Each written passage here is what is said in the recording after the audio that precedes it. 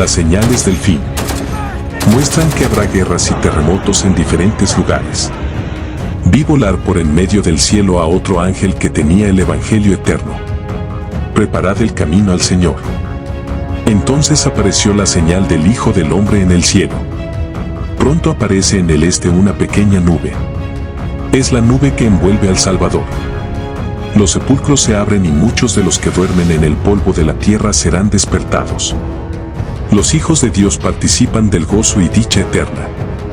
La bendición, la honra y gloria y dominio sea al que está sentado sobre el trono y al Cordero.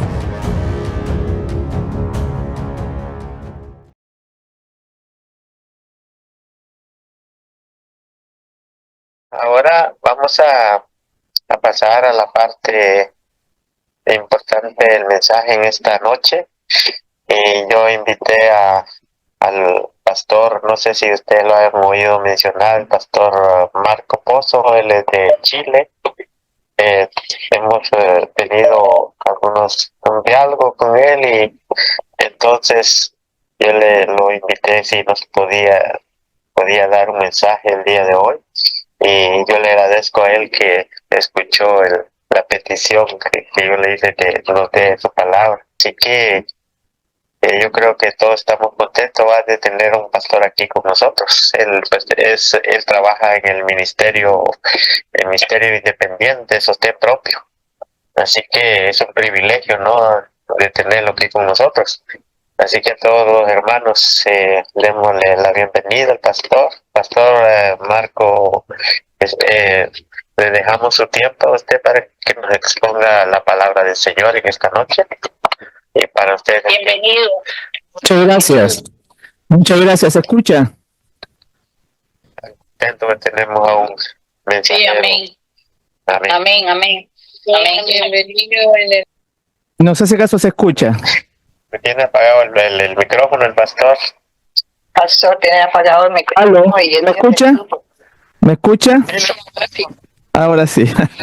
Muchas gracias por la recepción a todos los hermanos que están conectados en este momento a esta transmisión. Yo soy el pastor Marcos Pozo desde Chile, y estoy muy contento por la invitación que me hizo el hermano Cecilio para los hermanos de Estados Unidos y de distintos lugares, me imagino, distintos puntos de la tierra donde hay hijos de Dios que desean servir al Señor.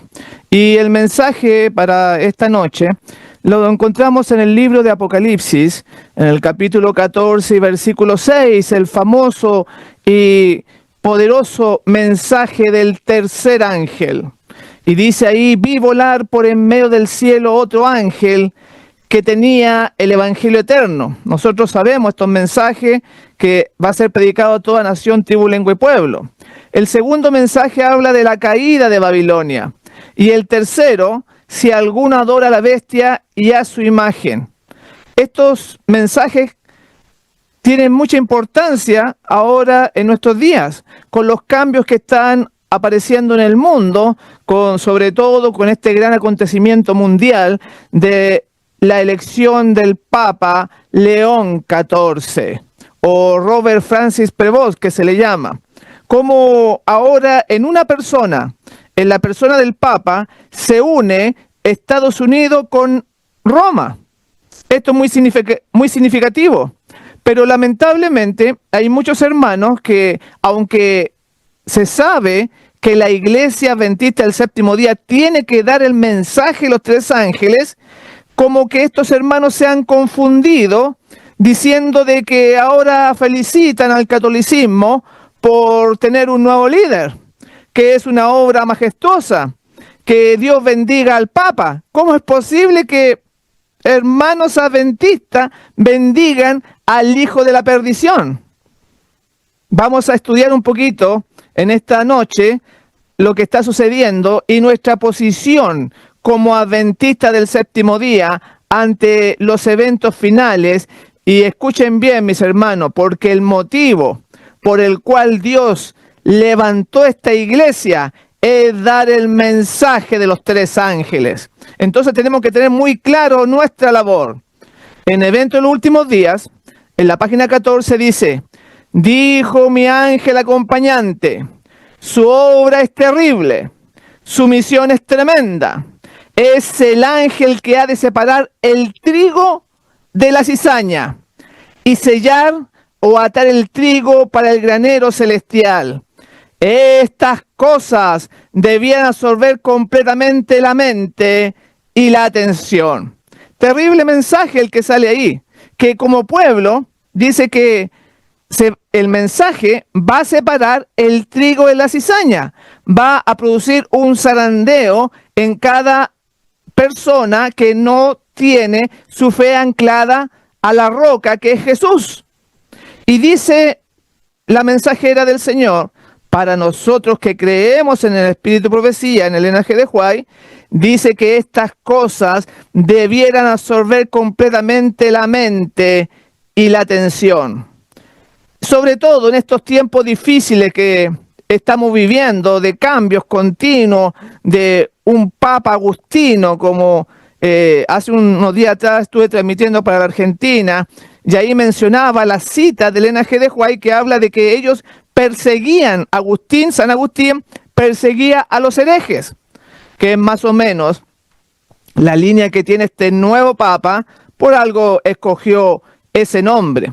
Entonces, mis hermanos, este mensaje del tercer ángel va a separar el trigo de la cizaña, debiera absorber nuestra mente y nuestra atención. Debíamos tener muy en claro cuáles son esos mensajes y no pensar que la Iglesia Católica ha cambiado, que ahora es buena, que ahora es pluralista, que recibe las demás denominaciones. Vamos a ver, y seguramente ustedes han escuchado algunas citas, donde muestra que si ella recobrara el poder, nuevamente se levantaría la persecución, solamente porque todavía no alcanza el poder.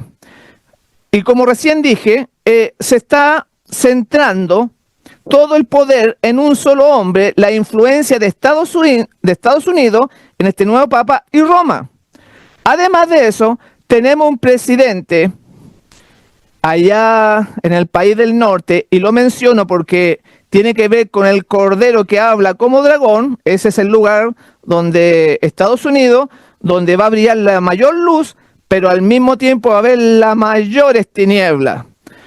Y se van a hacer leyes que van a condenar al pueblo de Dios, y esas leyes se van a hacer mundiales porque todos los países van a adoptar la posición americana.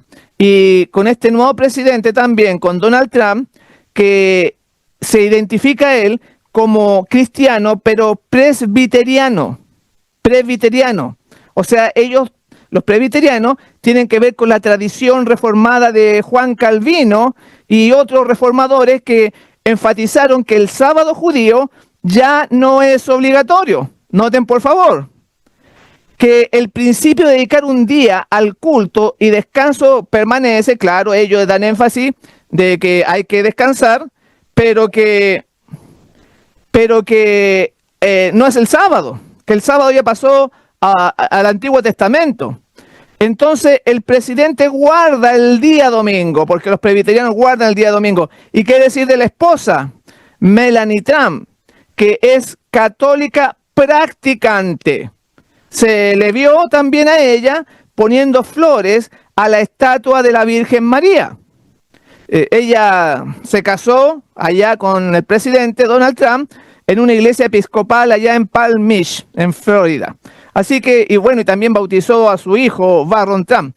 Entonces ellos están muy ligados con el falso día de reposo, el día domingo. Entonces tenemos por un lado al Papa, que tiene un doble cumplimiento, americano y romano, y además el presidente y la esposa guardan el día domingo. Por eso que este mensaje no va a ser fácil. Va a ser para valientes, mis hermanos. Va a ser para aquellos hermanos adventistas que realmente, escuche bien, que realmente tienen fe en la palabra de Dios. No solamente de boca, porque ustedes saben que la Escritura dice, este pueblo de labios me honra, mas su corazón está lejos de mí. Muchos hermanos adventistas dicen, no, sí, Señor, pero en su vida práctica hasta guardan mal el sábado. Cuando llega el viernes por la tarde, en invierno, todavía están trabajando. Tienen otras fiestas que no están en la Biblia. Entonces, este mensaje del tercer ángel va a ser terrible. Y decía ahí que terrible es la obra y misión del mensaje del tercer ángel, dividir el trigo y la cizaña. Voy a leer, estoy leyendo, Testimonios, tomo 1, página 77. Y la mensajera del Señor dice, ¿quién es este ángel? Escuche bien, ¿quién es el que da el mensaje? Nadie escucha la voz de estos tres ángeles, porque son un símbolo que representa al pueblo de Dios que está trabajando en armonía con el universo del cielo. Entonces, los que proclaman este mensaje están representados por los ángeles, son la voz de los tres ángeles, es un símbolo. Ahora la pregunta, ¿eres tú parte de esos hermanos que predican, que enseñan el mensaje de los tres ángeles? Porque los ángeles son solamente un símbolo. ¿Eres tú parte, mi hermano? ¿Quién es el ángel? El que divide, o sea, el mismo pueblo. ¿Quién debe proclamar estos mensajes? El pueblo de Dios. No te confundas, Dios nos ha dado a esta iglesia bendita del séptimo día el privilegio de compartir al mundo este gran mensaje. Sigue diciendo, me fue mostrado que el tercer ángel que proclama los mandamientos de Dios y la fe de Jesús representa al pueblo que recibe este mensaje y levanta su voz en amonestación para el mundo. Ahí está ratificado por el Espíritu de Profecía. Son aquellos que levantan la voz en amonestación a un mundo. ¿Amonestar a quién? A los católicos, amonestar al presidente, amonestar a toda la gente presbiteriana, a todos los mormones, porque está también la imagen de la bestia, que son todas las otras iglesias. Imagínense ustedes la tremenda responsabilidad de ir en contra de todas las religiones. Tremendo. ¿Te has puesto a pensar en ello? Por eso dice que va a llegar un momento, en la página 665 de El conflicto de los siglos, va a llegar un momento que este pueblo que va a levantar la voz va a decir, a lo mejor fui muy fuerte, a lo mejor no debería haber avanzado tanto, porque al ver que se levanta la oposición, al ver que toda la iglesia protestante más la iglesia católica se nos viene en contra, pero ellos razonan y dicen que estaban cumpliendo la voluntad de Dios, mi hermano. No tengas temor. Hay que predicar y dejarle a Dios las consecuencias. Si tú ves así, estás en la senda correcta. Es un privilegio compartir el último mensaje final que preparará al pueblo para la segunda venida de Jesús. Hoy, tristemente, vemos cómo los dirigentes adventistas felicitan al catolicismo por tener un nuevo líder. Ellos dicen, no los critiquen a los católicos. El sábado presenté en nuestra iglesia, cómo pastores hablaban de felicitar a León XIV. Hasta Ben Carson, si usted allá saben que se postuló hace unos años atrás para presidente, un hombre que une la religión con la política. Es un adventista del séptimo día que participó en el primer gobierno de Donald Trump. Y ahora también está en un ministerio, en este nuevo gobierno de Donald Trump, encargado, escuchen bien, el ministerio que sacó Donald Trump, para derrumbar la separación entre iglesia y Estado. Tremendo, mis hermanos, un adventista a cargo. ¡Qué terrible! Por eso que vemos también en el Concilio Mundial de Iglesias, por ejemplo, como el presidente son adventistas. Ellos lo niegan, la conferencia lo niega, pero métase usted a la página web de las iglesias de esta ecuménica, los primeritos que aparecen son ellos. Y esto es terrible, porque la Biblia dice en Oseas 4:9, el pueblo es como el sacerdote. Si tenemos dirigentes, pastores, que en sus predicaciones le hablan a la grey de que no son tan malos los católicos, que debemos respetar al Papa, qué bueno que ahora tienen un nuevo líder, que Dios los bendiga. ¿Cómo usted va a bendecir al anticristo? ¿Cómo usted va a darle su venia al representante de Satanás aquí en la tierra? Miren las contradicciones. Por eso que a este pueblo le falta mucho todavía, y dice el Espíritu de Profecía que el pueblo se perdió por sus dirigentes. Ahí está. Así como el pueblo es, dice la Biblia, como el sacerdote. Y cuán distinto es lo que nos presenta la palabra de Dios. Tenemos un Juan el Bautista, que no le tenía miedo al rey. Tenemos un Elías que fue llevado al cielo sin ver la muerte. Estos hombres que estaban en comunión con Dios. Bueno, Juan el Bautista, dice la Escritura, el mayor de los profetas. Escuchen bien esa parte, el mayor de los profetas. Y Elías, un hombre poderoso, un hombre de fe, dice que el rey Acab lo acusó de ser el instigador, de turbar a Israel. Y esa misma acusación va a caer sobre nosotros. Nos van a decir locos, reformistas, extremistas, de la vara del pastor, tanta cosa que la gente, porque ellos ven las cosas igual que el mundo, no las ven como la Escritura la menciona. Entonces el profeta fue acusado en 1 Reyes 18:17, que dice: ¿eres tú el que turba a Israel? Y aquí voy a leer el comentario de Elena G. de White, que relata ella en Profetas y Reyes, en la página 103, la respuesta del profeta y las implicancias que esto conlleva, porque nos va a tocar a nosotros vivirlo, mi hermano. Dice: yo no he alborotado a Israel, asevera audazmente, sino tú y la casa de tu padre, dejando los mandamientos de Dios y siguiendo a los Baales. Era igualito que Juan el Bautista cuando le dijo al rey Herodes que no le era lícito vivir con la mujer de su hermano. Por eso que es el segundo Elías, Juan el Bautista. Y ella menciona entonces, detallando esta declaración, diciendo: hoy también es necesario que se eleve una reprensión severa. Escuche bien. Porque graves pecados han separado al pueblo de su Dios. Los suaves sermones que se predican con tanta frecuencia no hacen impresión duradera. La trompeta no deja oír su sonido certero. Los corazones de los hombres no son conmovidos por las claras y agudas verdades de la palabra de Dios. Voy a dejar ahí la cita. Pero díganme ustedes si acaso eso no se está cumpliendo hoy en día. Sermones suaves. No, porque los hermanitos se van a ofender, no van a venir más a la iglesia. Si no vienen más a la iglesia, no vamos a recibir más diezmo. Es terrible el espíritu mercantil que hoy se vive en nuestro medio. Pero dice ahí que esos suaves sermones que se predican con tanta frecuencia no dan el sonido certero. No estamos cumpliendo la misión como iglesia si damos ese tipo de sermones.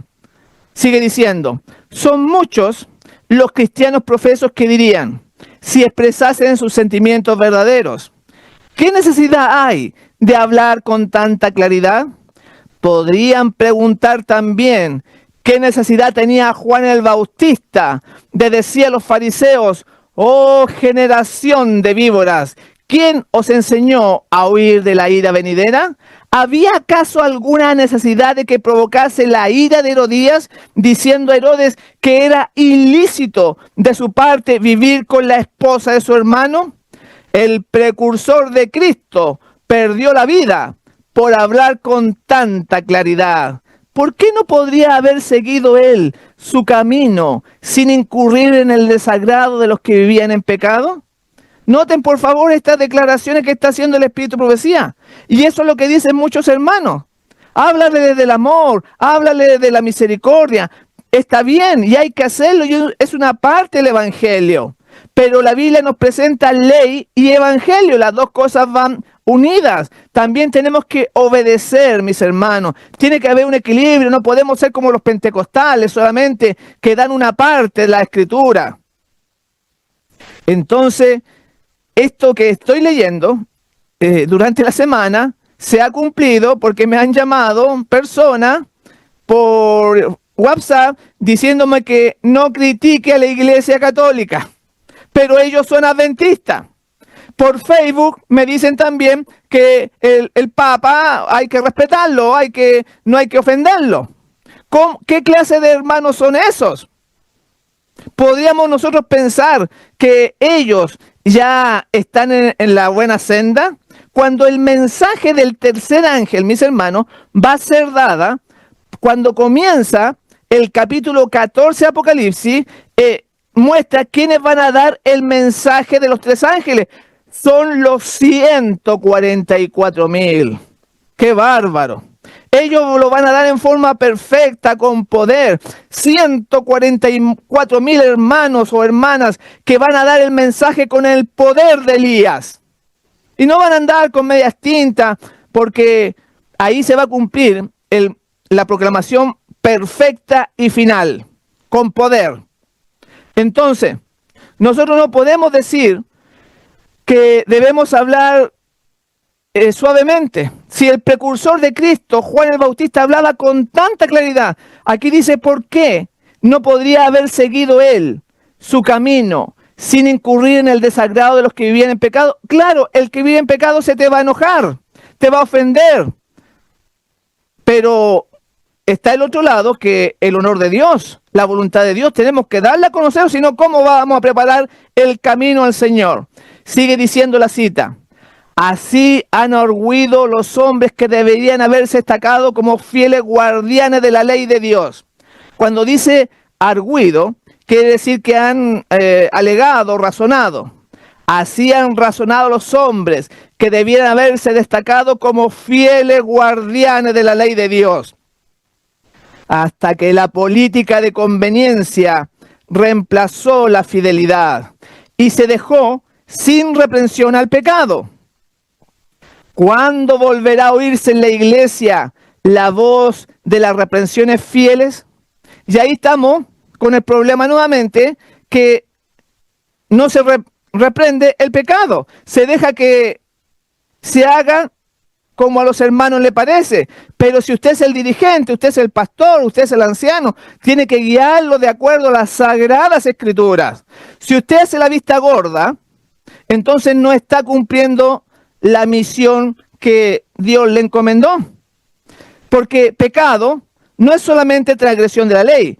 Pecado también es aquel que sabe hacer lo bueno y no lo hace, dice la Escritura, le es pecado. Ahora noten este párrafo de la Sagrada Escritura, 2 Timoteo 3:12. Escuchen bien lo que dice: todos los que quieren vivir piadosamente en Cristo Jesús padecerán persecución. Es un texto muy conocido. Entonces, esto es un asunto de la mayor importancia. ¿Y por qué entonces no nos persiguen?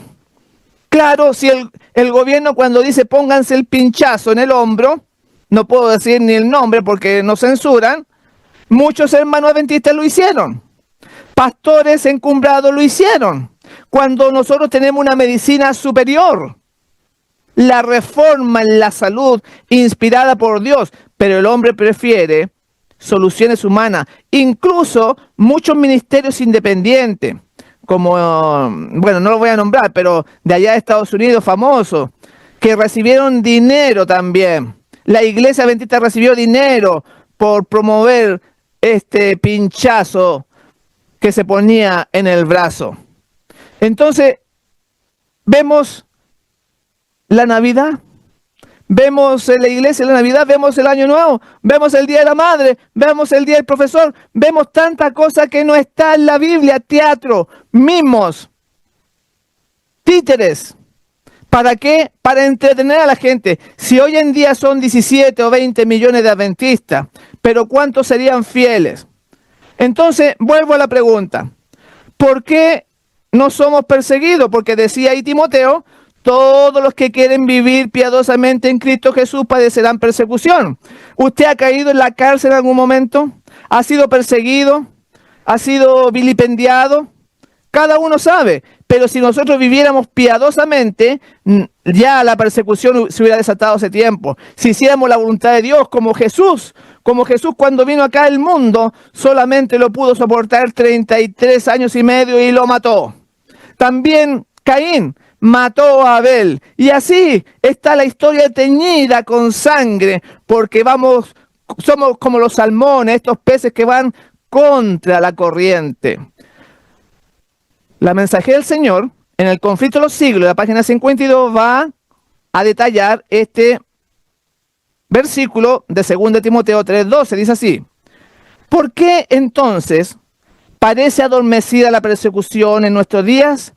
El único motivo es que la iglesia se ha conformado a las reglas del mundo y por lo tanto no despierta oposición. ¿Qué es eso? Acomodarse a las reglas del mundo. Acomodar todo lo pagano y meterlo en la iglesia. Ya lo mencioné recién.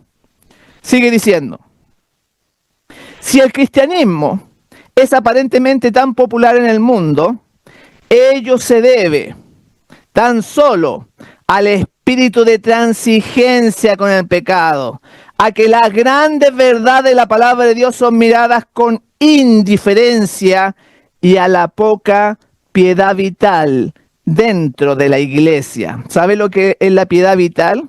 Es la bondad que nace de un corazón convertido, que lleva a usted a hacer buenas obras, agradables delante del Señor. Entonces, las verdades han sido ocultadas, han sido miradas con indiferencia. Y entonces los hermanitos, cuando llegan a esta conferencia adventista, piensan que esto es lo que fundó el Señor. Cuando partieron allá en 1844 con Lothbrook, Elena G. de White, Jaime White, José Bey y todos esos hombres consagrados, establecieron un modelo bien establecido por la palabra de Dios. Pero al pasar las décadas se han metido cosas que no estaban en los fundamentos sagrados. Y ahora vemos una iglesia con una multitud mixta, muchos egipcios, muchos cananeos, muchos babilónicos se han tomado la dirigencia. Es muy triste, mis hermanos, y ha sido pisoteado por tierra el mensaje de los 3 ángeles, y por lo tanto no se despierta oposición. En Primero Escrito, en la página 119 dice: un estupor como letargo parecía suspendido en la mayoría de aquellos que profesan creer que tenemos el último mensaje. O sea, un estupor como letargo, un adormecimiento, vamos a usar esa palabra.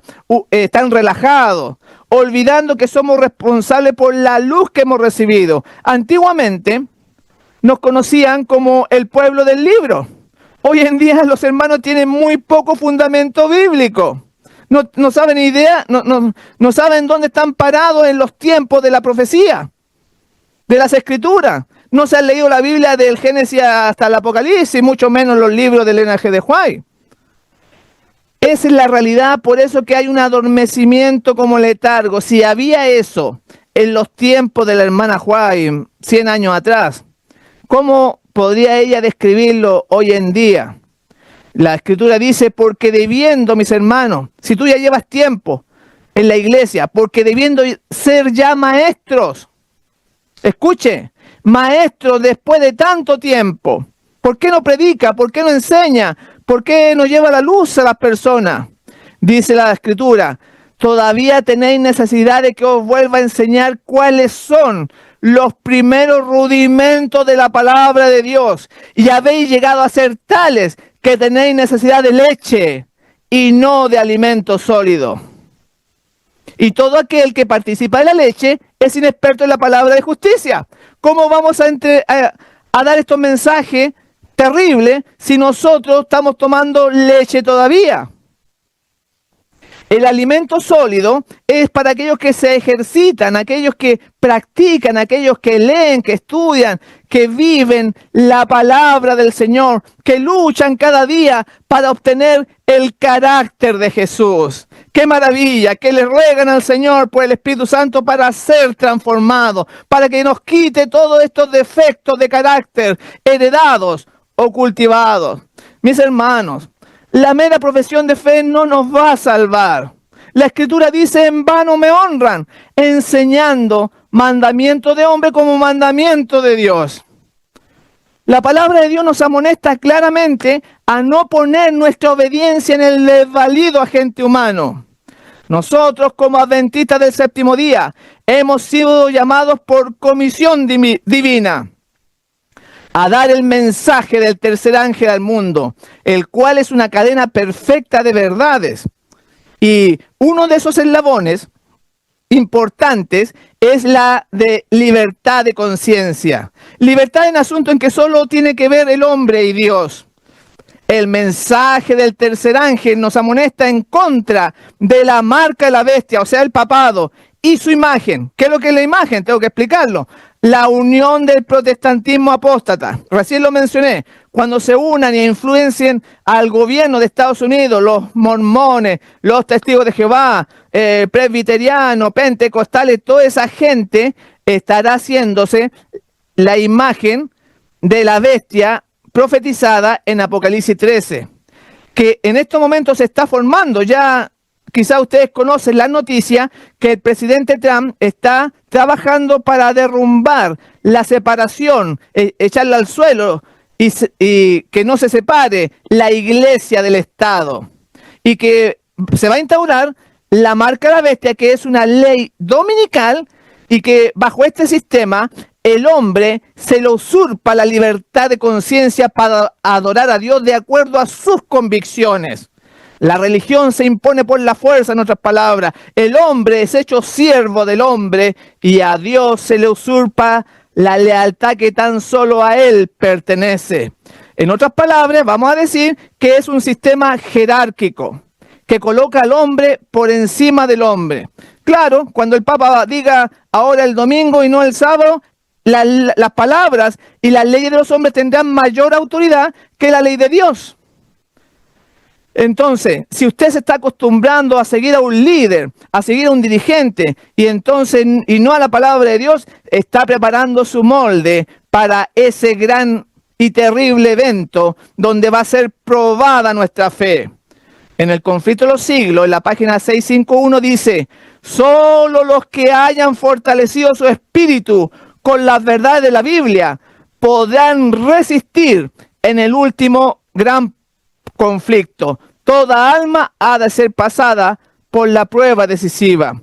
Obedece a Dios antes que los hombres. La hora decisiva se acerca. Por eso yo me alegro mucho que ustedes, como hermanos, este grupo de WhatsApp, estén velando los días lunes, me parece también que los días viernes, se reúnen a alimentar su espíritu con la palabra del Señor, porque ahí decía claramente que solo aquellos que hayan fortalecido su espíritu con las verdades de la Biblia podrán resistir el último gran conflicto. Y eso es lo que estamos haciendo ahora, mis hermanos. No la voz de un hombre, sino la Escritura, citas de la Biblia, citas que el Señor nos envió a través del Espíritu, profecía. Porque nuestra vida diaria determina nuestro destino.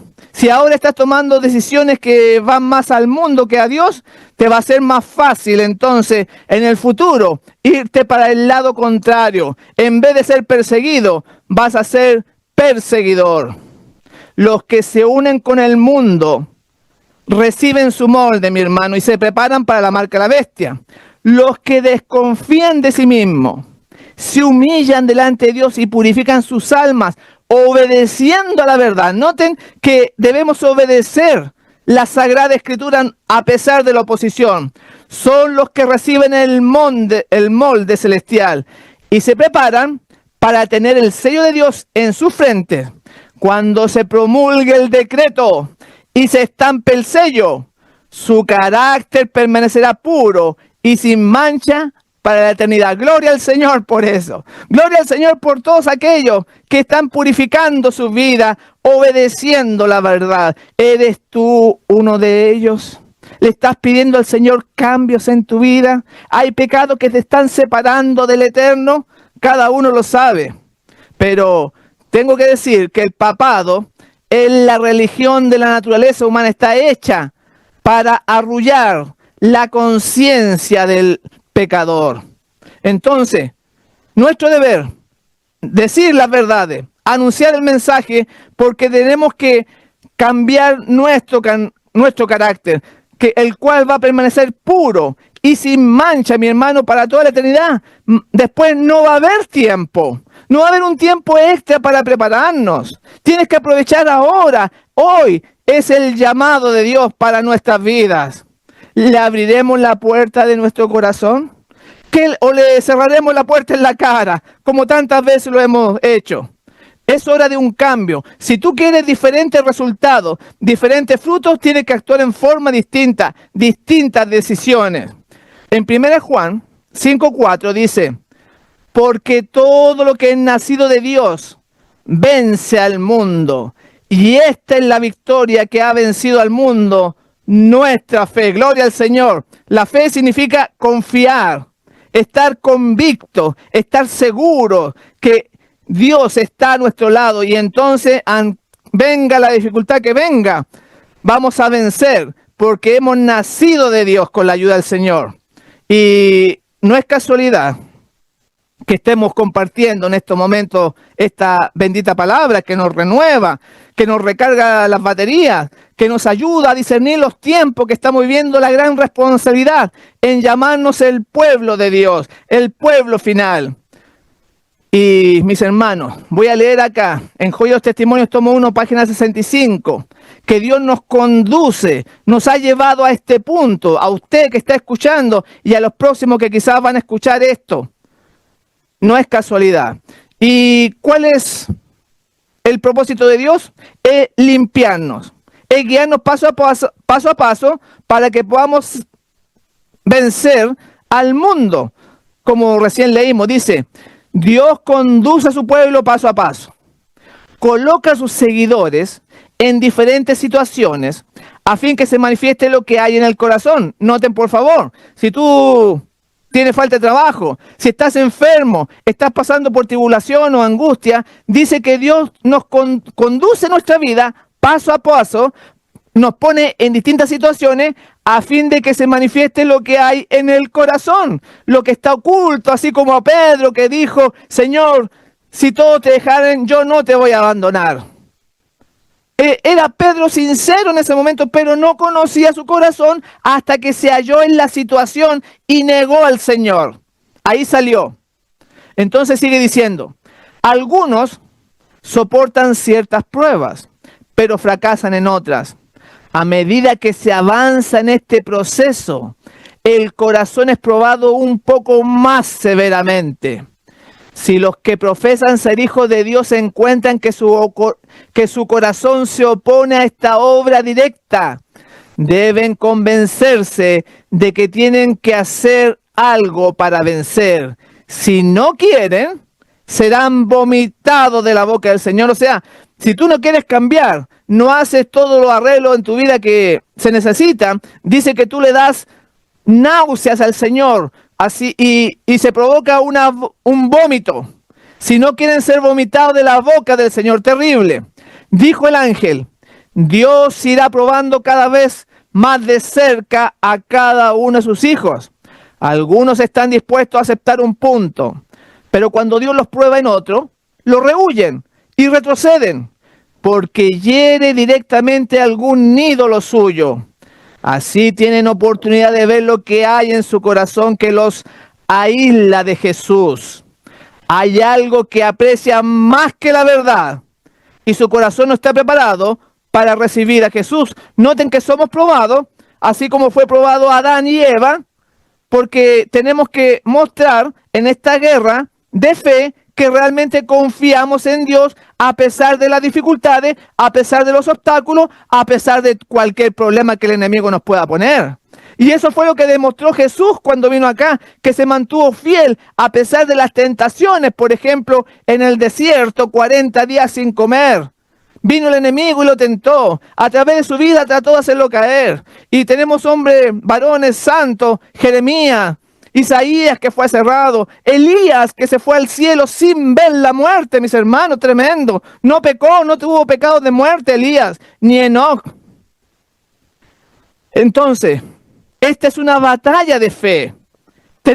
Ahora tenemos la oportunidad de ver lo que hay en nuestro corazón que aísla a Jesús. Sigue diciendo, hay algo que aprecia más que la verdad. Y su corazón no está preparado para recibir a Jesús. Los individuos son probados durante cierto tiempo para ver si quieren sacrificar sus ídolos y escuchar el consejo del testigo fiel. Los que resisten en cada punto, que soportan cada prueba y vencen a cualquier precio que sea, han escuchado el consejo del testigo fiel y recibirán la lluvia tardía y estarán preparados para la traslación. Gloria al Señor por eso. Dice que van a recibir el Espíritu Santo que madura el carácter, la lluvia tardía, mis hermanos. Pero ¿quiénes son? Los que resisten en cada punto, los que soportan cada prueba, los que mueren constantemente al yo, al ego, como se dice en griego. Si no pasamos por esa experiencia de caer de rodillas ante el Maestro, entonces no estaremos preparados para la traslación. Por eso voy a terminar. ¿Cómo se hace esto de purificar el corazón? ¿Cómo se hace esto de esta transformación, de este poder que viene de adentro hacia afuera? Con el texto que aparece en Mateo capítulo 13, verso 33, que nos habla de la medida de la levadura que puso una mujer en la harina. Dice así: el reino de los cielos es semejante a la levadura que tomó una mujer y escondió en 3 medidas de harina hasta que todo quedó leudado. Aquí los que saben hacer pan van a entender esto, que dice que el reino de los cielos es cuando usted hace, por ejemplo, la masa, pone un poquito de harina, le echa agua, le echa sal, un poquito de aceite, le echa levadura y entonces eso empieza a leudar, empieza a crecer. Eso es el reino de los cielos. Y aquí ella lo va a explicar en la página 69 de Palabra de Vida del Gran Maestro, porque estos que van a anunciar el mensaje de los 3 ángeles, como recién dije, van a tener el carácter sin mancha de los 144,000. Así que no solamente le estamos dando el mensaje que hay que dar, sino la preparación para poder dar este terrible mensaje que separa el trigo de la cizaña. Y vamos a concluir entonces con esta parábola de la mujer que metió la levadura en la harina. Dice así: como la levadura, cuando se mezcla con la harina, obra desde adentro hacia afuera, tal ocurre con la renovación del corazón que la gracia de Dios produce para transformar la vida. O sea, de adentro hacia afuera. Y miren lo que sigue diciendo: no es suficiente un mero cambio externo para ponernos en armonía con Dios.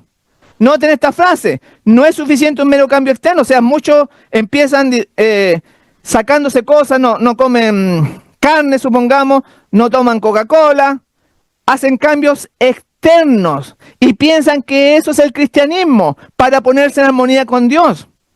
Entonces acá dice, eso no es suficiente. Escuche bien, si usted ha estado toda la vida tratando de luchar con cosas que, claro, no debían existir en nuestra vida. El cristiano no debe tomar Coca-Cola, no debe comer carne, ningún producto químico, claro. Pero se requiere mucho más, mi hermano. Y hay muchos adventistas que ni siquiera llegan a eso. Pero sigamos con la idea. No es suficiente un mero cambio externo para ponernos en armonía con Dios. Hay muchos que tratan de reformarlo corrigiendo este o aquel mal hábito y esperan llegar a ser cristianos de esta manera, pero ellos están comenzando en un lugar erróneo. Nuestra primera obra tiene que ver con el corazón. Preocúpate de tu corazón, de unirlo con Jesús, de buscar todos los medios que hacen un lazo con nuestro Creador. Esa es la primera obra y entonces va a haber un cambio externo en obras, en buenas obras que dependen de Dios. No son obras humanas, sino que son producto de la comunión con Jesús. Sigue diciendo ella, el profesar la fe y el poseer la verdad en el alma son dos cosas diferentes. El mero conocimiento de la verdad no es suficiente. Escuche bien, porque es bueno estudiar profecía, es bueno saberse la Biblia, pero no es suficiente, dice acá. Podemos poseer ese conocimiento, sigue diciendo, pero el tenor de nuestros pensamientos puede seguir siendo el mismo. El corazón debe ser convertido y santificado. Gloria al Señor. Y lo hemos visto en nuestro caminar por esta senda, como hay hermanos que se conocen la Biblia, que se conocen la profecía y que tienen pésimo carácter. No aman al prójimo, no ayudan al pobre, son egoístas, no tienen un cocodrilo en el bolsillo, no ayudan a nadie, pero se sabe la Biblia. Por eso que dice, el mero conocimiento de la verdad no es suficiente. Tú puedes tener ese conocimiento, pero el corazón sigue siendo mundano. Debemos preocuparnos de que el corazón esté convertido y santificado, mi hermano. Y por eso que el mensaje de los 3 ángeles va a ser dado por personas santas como los 144.000, cuando comienza Apocalipsis 14:1, habla de este grupo especial. Miren qué tremendo.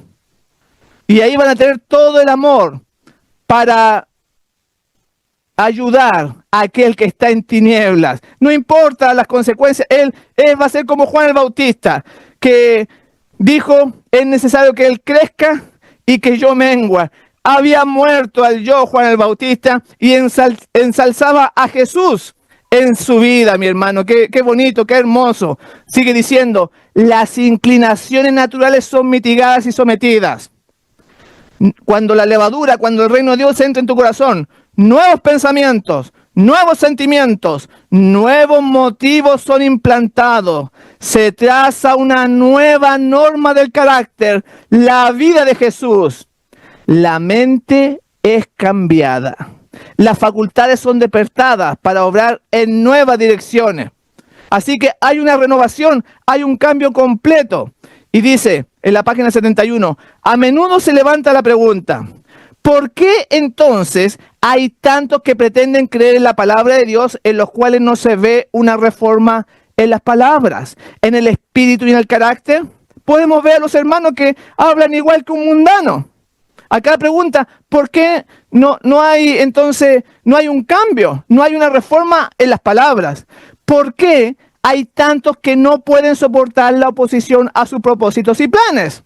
Te lo ven en la junta, las peleas, las discusiones, que manifiestan un temperamento no santificado y cuyas palabras son ásperas, despóticas y apasionadas. Se ve en ellos el mismo amor al yo, la misma indulgencia egoísta, el mismo mal genio y lenguaje precipitado que se nota en la vida de los mundanos. Existe el mismo orgullo sensible, la misma concesión a la inclinación natural, la misma perversidad de carácter que si la verdad fuera completamente desconocida para ellos. Y aquí viene la frase de oro. La razón es que no están convertidos, no han escondido la levadura de la verdad en su corazón. Entonces, mis hermanos, qué terrible. ¿Cómo está el carácter? ¿Cómo está tu vida? El trato que le das a los demás. Miren, el mejor termómetro para ver mi cristianismo, mi situación con Dios, es el trato que le doy a mi semejante. Así que todo eso, el orgullo sensible, las inclinaciones naturales, la indulgencia egoísta que mencionaba ahí, tenemos que pedirle al Señor que nos ayude para sacar todo mal rasgo de carácter, ya sea heredado o cultivado. Dios nos ayude para ser realmente este pueblo adventista del séptimo día, que ha sido levantado para anunciar el mensaje del primero, segundo y tercer ángel para gloria de Dios. Y nada puede distraernos, mis hermanos, de esta obra solemne. Yo estoy muy contento de la invitación que me han hecho para compartir con ustedes y me despido desde Chile, deseándoles que el Señor Jesús les bendiga a todos grandemente.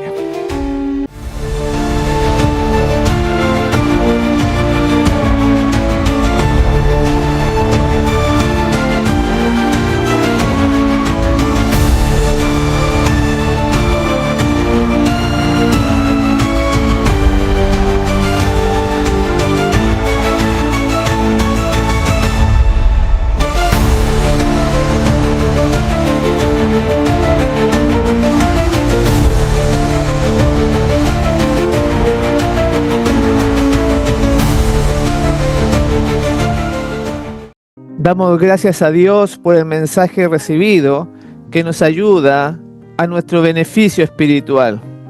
Continuaremos ahora con más escrituras para aquellos que deseen seguir en una comunión con el Señor. Y la palabra que traemos hoy dice así: cuando los que honran la ley de Dios hayan sido privados de la protección de las leyes humanas, empezará en varios países un movimiento simultáneo para destruirlos. Conforme vaya acercándose el tiempo señalado en el decreto, el pueblo conspirará para extirpar la secta aborrecida. Se convendrá en dar una noche el golpe decisivo que reducirá completamente al silencio la voz disidente y reprensora. El pueblo de Dios, algunos en las celdas de las cárceles, otros escondidos en ignorados escondrijos de bosques y montañas, invocan aún la protección divina.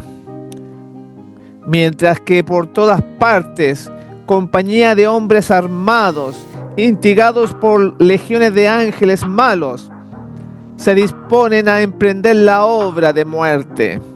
Entonces, en la hora de supremo apuro, es cuando el Dios de Israel intervendrá para librar a sus escogidos. El Señor dice: vosotros tendréis canción como en noche que se celebra Pascua, y alegría de corazón como el que va al monte de Yahweh, al fuerte de Israel. Y Jehová hará oír su voz potente y hará ver el descender de su brazo, con furor de rostro y llama de fuego consumidor, con dispersión, con avenida y piedra de granizo.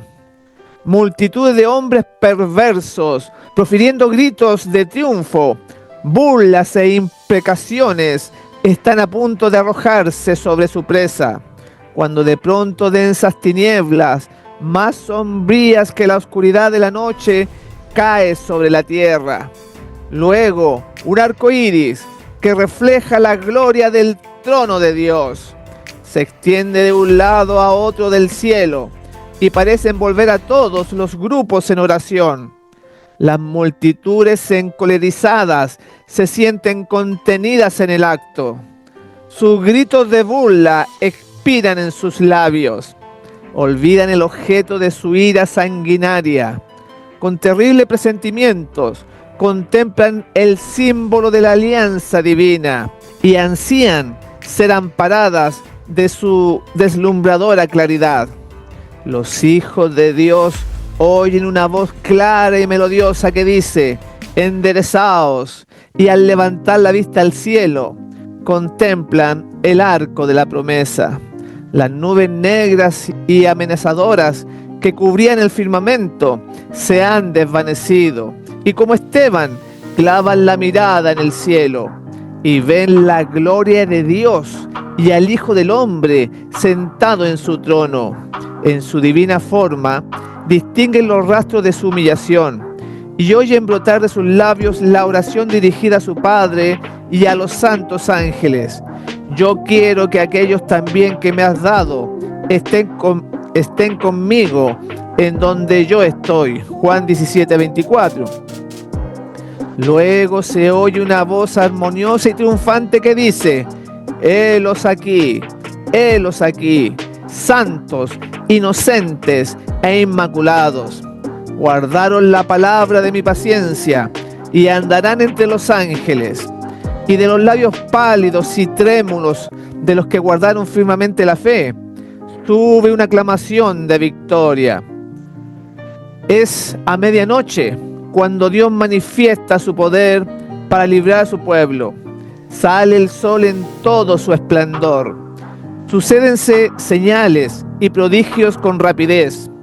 Los malos miran la escena con terror y asombro, mientras los justos contemplan con gozo las señales de su liberación. La naturaleza entera parece trastornada. Los ríos dejan de correr Nubes negras y pesadas se levantan y chocan unas con otras. En medio de los cielos conmovidos hay un claro de gloria indescriptible, de donde baja la voz de Dios, semejante al ruido de muchas aguas, diciendo: hecho es. Esa misma voz sacude los cielos y la tierra. Síguese un gran terremoto, cual no fue jamás desde que los hombres han estado sobre la tierra. El firmamento parece abrirse y cerrarse. La gloria del trono de Dios parece cruzar la atmósfera. Los montes son movidos como una caña al soplo del viento, y las rocas quebrantadas se esparcen por todos lados. Se oye un estruendo como de cercana tempestad. El mar es azotado con furor. Se oye el silbido del huracán, como voz de demonios en misión de destrucción. Toda la tierra es alborotada e hincha como las olas del mar. Su superficie se raja, sus mismos fundamentos parecen ceder. Se hunden cordilleras, desaparecen islas habitadas. Los puertos marítimos que se volvieron como Sodoma por su corrupción son tragados por las enfurecidas olas. La grande Babilonia vino en memoria delante de Dios para darle el cáliz del vino del furor de su ira. Pedrisco grande, cada piedra como del peso de un talento, hace su obra de destrucción. Las más soberbias ciudades de la tierra son arrasadas. Los palacios suntuosos en que los magnates han malgastado sus riquezas en provecho de su gloria personal caen en ruinas ante su vista. Los muros de las cárceles se parten de arriba abajo y son libertados los hijos de Dios que habían sido apresados por su fe. Los sepulcros se abren y muchos de los que duermen en el polvo de la tierra serán despertados, unos para vida eterna y otros para vergüenza y confusión perpetua. Todos los que murieron en la fe del mensaje del tercer ángel salen glorificados de la tumba para oír el pacto de paz que Dios hace con los que guardaron su ley, los que le traspasaron, los que se mofaron y se rieron de la agonía de Cristo y de los enemigos más acérrimos de su verdad y de su pueblo, son resucitados para mirarle en su gloria y para ver el honor con que serán recompensados los fieles y obedientes. Densas nubes cubren aún el firmamento. Sin embargo, el sol se abre paso de vez en cuando, como si fuese el ojo vengador de Jehová. Fieros relámpagos rasgan el cielo con fragor, envolviendo la tierra en claridad de llamaradas.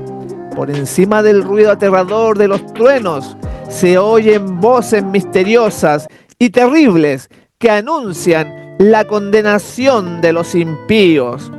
No todos entienden las palabras pronunciadas, pero los falsos maestros las comprenden perfectamente. Los que poco antes eran tan temerarios, jactanciosos y provocativos, y que tanto se regocijaban al ensañarse con el pueblo de Dios, observador de sus mandamientos, se sienten presa de consternación y tiemblan de terror. Su llanto domina en el ruido de los elementos. Los demonios confiesan la divinidad de Cristo y tiemblan ante su poder, mientras que los hombres claman por misericordia y se revuelcan en terror abyecto. Al considerar el día de Dios en santa visión, los antiguos profetas exclamaron: aullad, porque está cerca el día de Jehová. Vendrá como asolamiento del Todopoderoso. Métete en la piedra, escóndete en el polvo, de la presencia espantosa de Jehová y del resplandor de su majestad. La altivez de los ojos del hombre será abatida, y la soberbia de los hombres será humillada. Y Jehová solo será ensalzado en aquel día, porque día de Jehová de los ejércitos vendrá sobre todo soberbio y altivo, y sobre todo ensalzado y será abatido. Aquel día arrojará el hombre a los topos y murciélagos, sus ídolos de plata y sus ídolos de oro, que le hicieron para que adorase, y se entrarán en las hendiduras de las rocas y en las cavernas de las peñas, por la presencia formidable de Jehová y por el resplandor de su majestad, cuando se levantare para herir la tierra. Por un desgarrón de las nubes, una estrella arroja rayos de luz, cuyo brillo queda cuadruplicado por el contraste con la oscuridad. Significa esperanza y júbilo para los fieles, pero severidad para los transgresores de la ley de Dios. Los que todos lo sacrificaron por Cristo, entonces, seguros como escondidos en los pliegues del pabellón de Dios, fueron probados y ante el mundo y los despreciadores de la verdad demostraron su fidelidad a aquel que murió por ellos. Un cambio maravilloso se ha realizado en aquellos que conservaron su integridad ante la misma muerte. Han sido librados como por ensalmo de la sombría y terrible tiranía de los hombres vueltos demonios.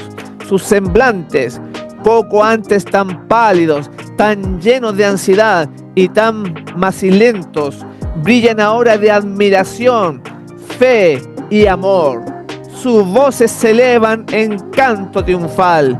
Dios es nuestro refugio y fortaleza, socorro muy bien experimentado en las angustias. Por tanto, no temeremos, aunque la tierra sea removida, y aunque las montañas se trasladen al centro de los mares, aunque bramen y se turben sus aguas, aunque tiemblen las montañas a causa de su bravura. Mientras estas palabras de santa confianza se elevan hacia Dios, las nubes se retiran y el cielo estrellado brilla con esplendor indescriptible en contraste con el firmamento negro y severo en ambos lados. La magnificencia de la ciudad celestial rebosa por las puertas entreabiertas. Entonces aparece en el cielo una mano que sostiene dos tablas de piedra puestas una sobre otra. El profeta dice: denunciarán los cielos su justicia, porque Dios es el juez. Esta ley santa, justicia de Dios, que entre truenos y llamas fue proclamada desde el Sinaí como guía de la vida, se revela ahora a los hombres como norma del juicio. La mano abre las tablas en las cuales se ven los preceptos del decálogo inscritos como con letras de fuego. Las palabras son tan distintas que todos pueden leerlas. La memoria se despierta, las tinieblas de la superstición y de la herejía desaparecen de todos los espíritus, y las 10 palabras de Dios, breves, inteligibles y llenas de autoridad, se presentan a la vista de todos los habitantes de la tierra. Es imposible describir el horror y la desesperación de aquellos que pisotearon los santos preceptos de Dios. El Señor les había dado su ley, con la cual hubieran podido comparar su carácter y ver sus defectos, mientras que había aún oportunidad para arrepentirse y reformarse. Pero con el afán de asegurarse el favor del mundo, pusieron a un lado los preceptos de la ley y enseñaron a otros a transgredirlos. Se empeñaron en obligar al pueblo de Dios a que profanase su sábado. Ahora los condena aquella misma ley que despreciaron. Ya echan de ver que no tienen disculpa. Eligieron a quien querían servir y adorar. Entonces vosotros volveréis y echaréis de ver la diferencia que hay entre el justo y el injusto, entre aquel que sirve a Dios y aquel que no le sirve. Los enemigos de la ley de Dios, desde los ministros hasta el más insignificante entre ellos, adquieren un nuevo concepto de lo que es la verdad y el deber. reconocen demasiado tarde que el día de reposo del cuarto mandamiento es el sello del Dios vivo. Ven demasiado tarde la verdadera naturaleza de su falso día de reposo, el fundamento arenoso sobre el cual construyeron. Se dan cuenta de que han estado luchando contra Dios. Los maestros de la religión condujeron las almas a la perdición mientras profesaban guiarlas hacia las puertas del paraíso. No se sabrá antes del día del juicio final cuán grande es la responsabilidad de los que desempeñan un cargo sagrado y cuán terribles son los resultados de su infidelidad. Solo en la eternidad podrá apreciarse debidamente la pérdida de una sola alma. Terrible será la suerte de aquel a quienes Dios diga: apártate, mal servidor. Desde el cielo se oye la voz de Dios que proclama el día y la hora de la venida de Jesús y promulga a su pueblo el pacto eterno. Sus palabras resuenan por la tierra como el estruendo de los más estrepitosos truenos. El Israel de Dios escucha con los ojos elevados al cielo. Sus semblantes se iluminan con la gloria divina y brillan cual brillara el rostro de Moisés cuando bajó del Sinaí.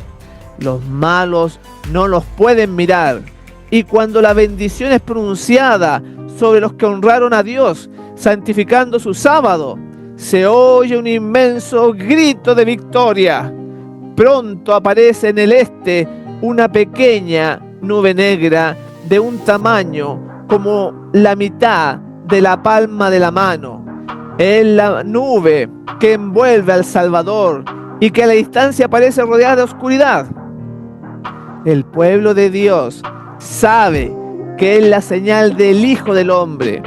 En silencio solemne la contemplan mientras va acercándose a la tierra, volviéndose más luminosa y más gloriosa hasta convertirse en una gran nube blanca, cuya base es como fuego consumidor, y sobre ella el arco iris del pacto. Jesús marcha al frente como gran conquistador. Ya no es varón de dolores, que haya de beber el amargo cáliz de la ignominia y de la maldición.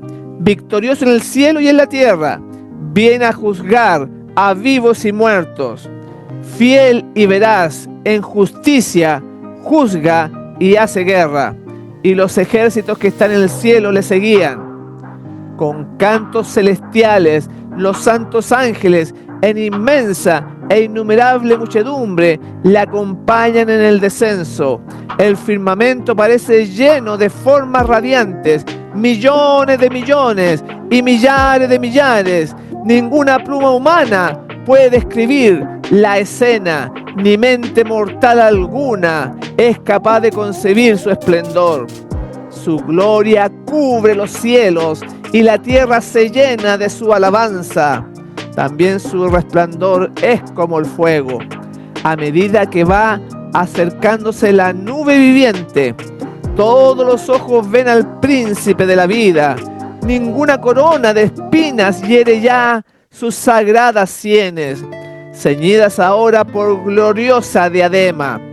Su rostro brilla más que la luz deslumbradora del sol a mediodía, y en su vestidura y en su muslo tiene escrito este nombre: Rey de Reyes y Señor de Señores. Ante su presencia hanse tornado pálidos todos los rostros. El terror de la desesperación eterna se apodera de los que han rechazado la misericordia de Dios. Se deslía el corazón y se baten las rodillas y palidece el rostro de todos. Los justos gritan temblando: ¿quién podrá estar firme?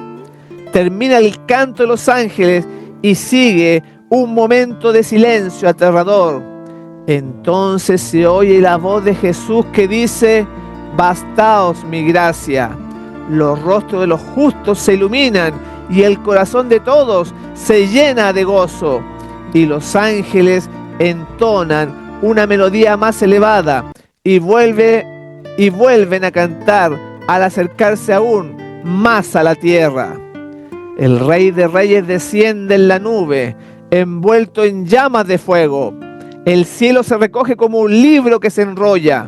La tierra tiembla ante su presencia, y todo monte y toda isla se vuelve de sus lugares. Vendrá nuestro Dios y no callará. Fuego consumirá delante de él, y en derredor suyo habrá tempestad grande. Convocará a los cielos de arriba y a la tierra para juzgar a su pueblo. Y los reyes de la tierra, y los príncipes, y los ricos, y los capitanes, y los fuertes, y todo siervo y todo libre, se escondieron en las cuevas y entre las peñas de los montes, y decían a los montes y a las peñas: caed sobre nosotros y escondednos de la cara de aquel que está sentado sobre el trono y de la ira del Cordero, porque el gran día de su ira es venido, ¿y quién podrá estar en pie? Cesaron las burlas, callan los labios mentirosos, el choque de las armas y el tumulto de la batalla, con revolcamiento de vestidura en sangre, han concluido. Solo se oyen ahora voces de oración, llanto y lamentación.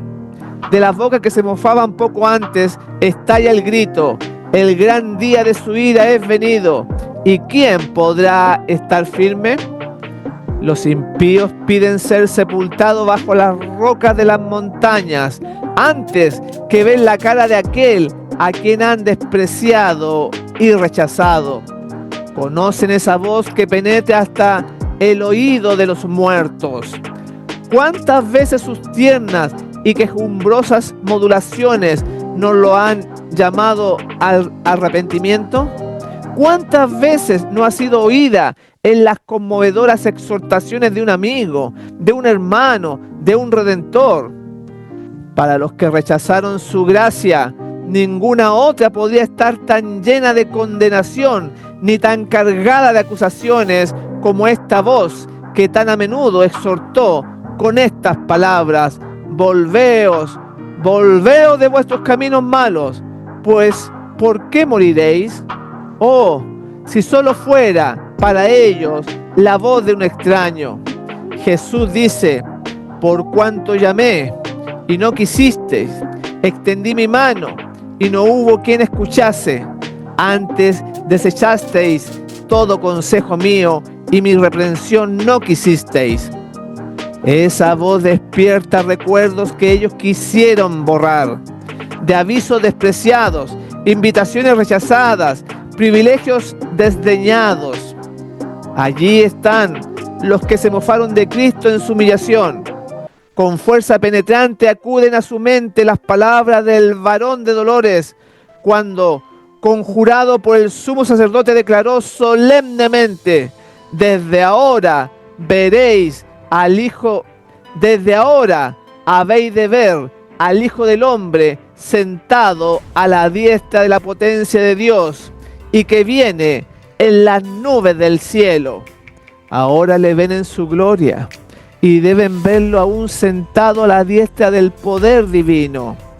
Los que pusieron en ridículo su acerto de ser el Hijo de Dios, enmudecen ahora. Allí está el altivo Herodes, que se burló de su título real y mandó a los soldados escarnecedores que le coronaran.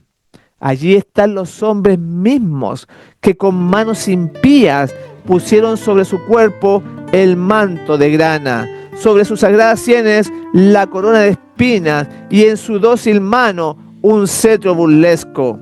Y se inclinaron ante él con burlas de blasfemia. Los hombres que golpearon y escupieron al príncipe de la vida tratan de evitar ahora su mirada penetrante y de huir de la gloria abrumadora de su presencia. Los que atravesaron con clavos sus manos y sus pies, los soldados que le abrieron el costado, consideran esas señales con terror y remordimiento. Los sacerdotes y los escribas recuerdan los acontecimientos del Calvario con claridad aterradora. Llenos de horror, recuerdan cómo, moviendo sus cabezas con arrebato satánico, exclamaron: a otros salvó, ¿a sí mismo no puede salvar? Si es el Rey de Israel, descienda ahora de la cruz y creeremos en él. Confió en Dios, líbrele ahora si le quiere. Recuerdan a lo vivo la parábola de los labradores que se negaron a entregar a su Señor los frutos de la viña, que maltrataron a sus siervos y mataron a su hijo. También recuerdan la sentencia que ellos mismos pronunciaron: a los malos destruirá miserablemente el Señor de la viña. Los sacerdotes y escribas ven el pecado y el castigo de aquellos malos labradores, su propia conducta y su propia y merecida suerte. Y entonces se levanta un grito de agonía mortal, más fuerte que los gritos de sea crucificado, que resonaron por las calles de Jerusalén. Estalla el clamor terrible y desesperado: es el Hijo de Dios, es el verdadero Mesías. Tratan de huir de la presencia del Rey de Reyes. En vano tratan de esconderse en las hondas cuevas de la tierra desgarrada por la conmoción de los elementos. En la vida de todos los que rechazan la verdad, hay momentos en que la conciencia se despierta, en que la memoria evoca el recuerdo aterrador de una vida de hipocresía y el alma se siente atormentada de vanos pesares. Mas, ¿qué es eso comparado con el remordimiento que se experimentará aquel día cuando viniere cual huracán vuestro espanto y vuestra calamidad como torbellino? Los que habrían querido matar a Cristo y a su pueblo fiel son ahora testigos de la gloria que descansa sobre ellos. En medio de su terror, oyen las voces de los santos que exclaman en unánime júbilo: he aquí, este es nuestro Dios, le hemos esperado y Él nos salvará.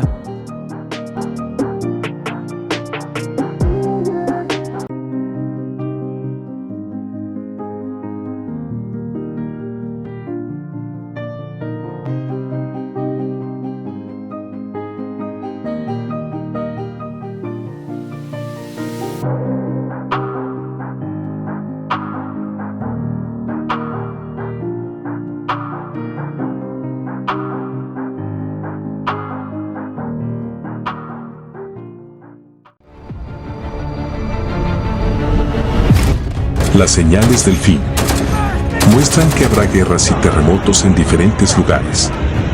Vi volar por en medio del cielo a otro ángel que tenía el Evangelio eterno. Preparad el camino al Señor. Entonces apareció la señal del Hijo del Hombre en el cielo. Pronto aparece en el este una pequeña nube. Es la nube que envuelve al Salvador. Los sepulcros se abren y muchos de los que duermen en el polvo de la tierra serán despertados. Los hijos de Dios participan del gozo y dicha eterna. La bendición, la honra y gloria y dominio sea al que está sentado sobre el trono y al Cordero.